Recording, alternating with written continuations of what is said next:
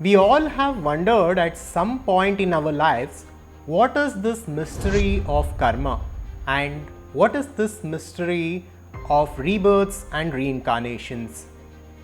Now, I had an opportunity to sit for a podcast with Stay Spiritual channel, and during our conversation, this interesting topic came about.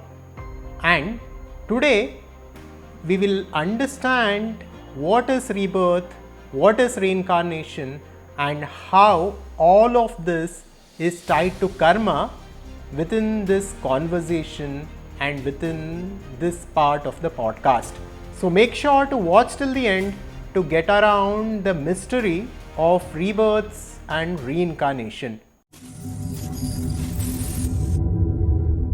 We've talked quite a bit about like lives, this life, the next life, but I'm curious a little bit about death and the process of death and what happens. And from your understanding in your studies, what happens at death? What is death? What is the mechanics of this system? What is happening? In Vedanta, there are for these questions there are clear explanations, right? So it is said that there are three bodies that is associated with each and every one of us. First, there is the physical body that we can see and feel, the blood, bones, tissues, etc. And then beyond that, there is subtle body. This is the energy level and thoughts, feelings, emotions, belief systems, personality. So all these things are associated with the subtle body. And then there is something called as the causal body. It is said that avidya or ignorance and identification with our own system lies at this level. So these three are the bodies that is associated with each and every one of us. And when what we call death is the death of the physical body. So we can only see it and we can only experience that. So, and the subtle body or the sukshma sharira, it is not visible to the naked eye. So when the physical body dies, a person is very much alive. It's not the death of anything, like according to the scriptures, and it's like it's not just. I'm not only talking about the point of view of Hinduism or Advaita Vedanta. This is a very common understanding in Jainism, in Buddhism. I don't know particularly about Christianity, but in most of the religions in the world, the rebirth and reincarnation, and there are some, I think, some journalists and some researchers have documented this also. They have searched people, based on some memories they had, and it is very if we try to search something on that, we'll find it. So yeah, what we call death is the death of the physical body, and the subtle body, along with the causal body, it simply moves on to the next physical body based on the karma that it holds, based on the memory that it carries. Uh, the parents and the circumstances which are most compatible to that memory. So it finds that it finds those parents and it is born there. It is explained like this. So this is an infinite cycle. So there is no end to it. Uh, this is we are born, we live, we die, and we go on accumulating memory Is it always until human, or could it be aliens on another planet? Could it be an animal? Is it always human? no, it is not. It need not be always human. But what happens is once it is explained that even rocks, plants, and everything is consciousness, although they are grossest expression of consciousness. And human beings are said to be the peak of evolution, right?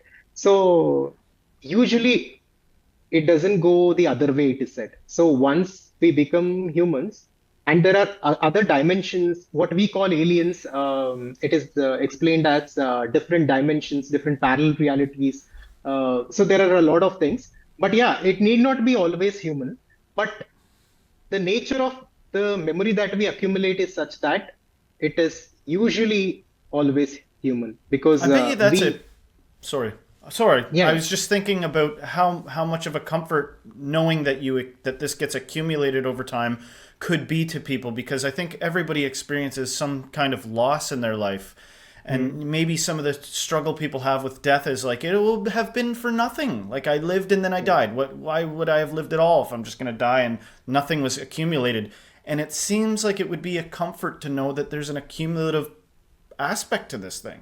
Sorry. Yeah, but Felt like yeah, I said but the sad point is that what we accumulate is usually negativity. As the, Oh, yeah. that is the problem. Most of us Yeah. think about what we do. No, like most of us do not choose to serve others. Most of us, like how many people choose spiritual life? Like it's Right. very rare.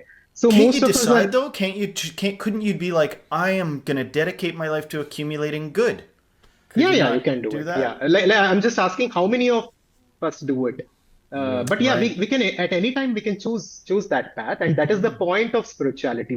If we choose to accumulate good things, of course we'll experience good things, and not just in the other life, even in this life, right? The whatever actions we perform, our state of being is like that. Our thoughts are like that. Our belief systems are like that, and we attract such a life.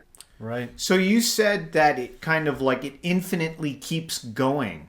Yes. I always thought that it would eventually kind of like arrive at some source and then maybe start all over again. But you're saying there's like a projection always going forward.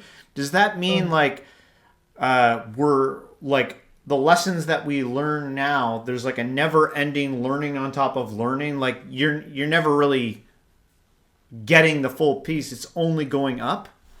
No, no, it is an infinite cycle until and unless we break it. Like to break it, we have the potential.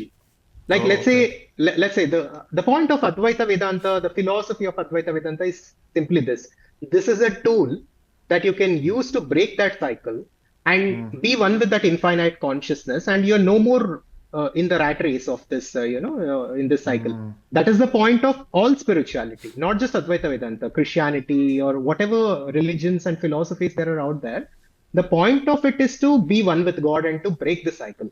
But what I'm saying is most of the world is not at that place. Most of the world, like including us, like even we, most of us who choose spiritual path, we do it part time, right? Like we have a full time, What was that term like that you used earlier? It was like unconscious something. You coined a term and you called it unconscious. Keep unconscious ambition. Yeah, yeah, that's it. unconscious ambition was it? Yeah, yeah, And correct. why That would is you that keep was the place that I was in. right? And it's unconsciousness seems to Yeah, be the thing that keeps you entering the cycle of death and rebirth, entering back into absolutely. samsara is unconsciousness. So the whole point is to become conscious. And I Yes. think when you've raised your consciousness to some degree, you can start to see like, oh, it's possible to be more conscious. So many people in their lives, they are unconscious that they're just acting on code, on pre-programming. And the idea of getting conscious, you can get a sense of that within your lifetime. And Yes. I guess if you take it far enough, you can exit the cycle of death and rebirth and be one with God again. Well, you were Yes. talking a bit about the rat race there, and I Hmm. was wondering what you might say to someone who stumbles across a video like this and they're hearing us talk about all this stuff and they're feeling beaten up by, life, because it asks a lot out of us, right? And, a lot of it's because of the choices that we make to be engaged with this stuff. But what would you say to that guy? Where's a good place to begin for someone who is trying to become more conscious, who is trying to like get out of the rat race? Yes. So yeah, like in my experience, like I said, nothing comes close to explaining the nature of reality like the Upanishads. So we need to hold on to some philosophy in life, I think, because reality is the way it is. It's so complex, and it is beyond anything that we know, that we need some guidance. And these ancient rishis of India, they have tried in every way possible although it is so difficult to explain this, with the It's limitation of paradoxical. language. Yeah. And there immediately there are dichotomies, right? Like we need to we need to accommodate two totally opposite things. In our experience, we are absolutely limited. I'm as a body, as a mind, I'm absolutely limited. But I need to understand that I'm infinite and the entire universe is because of me. Imagine the dichotomy Right. there. Imagine it's so the mind will start to break there. Yeah. But I think we need to uh, fall back on the scriptures. If you liked the video, check out this next and make sure to subscribe to our YouTube channel for more content like this. Thank you and welcome to our community.